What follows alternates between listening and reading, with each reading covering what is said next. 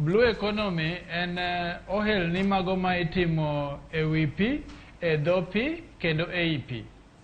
Luwore gi obed lupo, obed yore mag wuoth, obed yore mag rwako welo, magi duto timore e Lake Region Economic Block.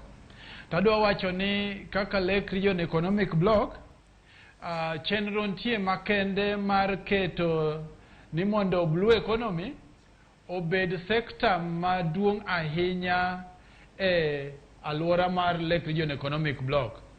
Tadwa wacho ni seche ma atieko gi wach mar blue economy ne, adwa dwoko erokamano maduong' ne Her Excellency Gladys Wanga, moloyo to kuom keto a full ministry, achiel kuom ministries mago ma governor manyien ma Homa Bay, Her Excellency Gladys Wanga oketo.